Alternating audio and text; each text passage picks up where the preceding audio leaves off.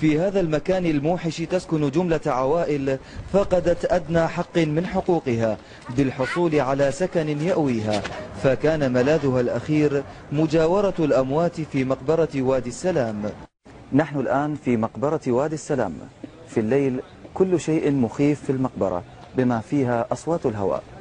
بعد أن منعتنا الأجهزة الأمنية من الدخول لتصوير هذه العوائل التي تعيش في المقبرة، اضطررنا إلى سلوك طريق آخر والدخول إلى المقبرة للتعرف على هذه العوائل كيف تعيش في جنح الظلام وفي هذا الليل المرعب.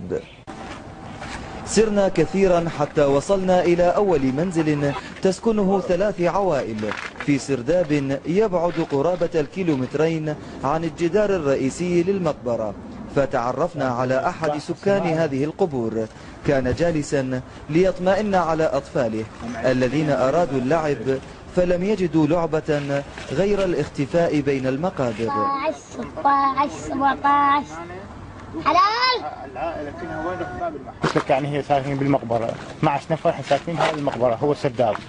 أنا وزوجتي وجهالي والدتي من قصبة علينا ساكنين بالمقبرة.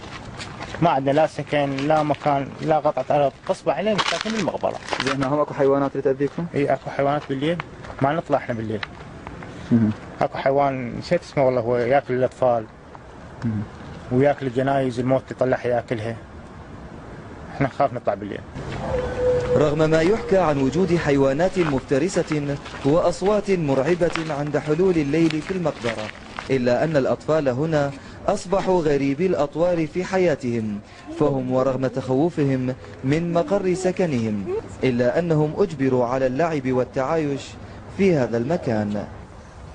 هاي يوم خبزاية وطماطينك. زين أقول لك يعني سادني الليل بالليل هم تخافون هنا؟ اي والله نخاف بالليل، بس تطفي الكهرباء نظل الصبح قاعدين.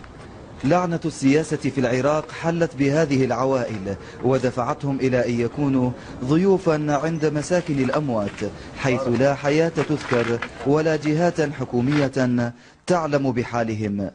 من لا شارع واحد قاعد بهالمكان هذا، واحد يحب هالمكان هذا، جهاله وشيته، يعني لو تطفر لنا اي شيء يطفر لنا هنا الجهال يعني يخترعونها. تعال شو تسوي بس من لا شارع عيشتنا هاي حد شوفوها انتم.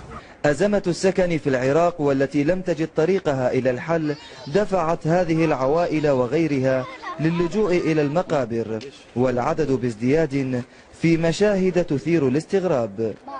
فماذا نشاهد بعد؟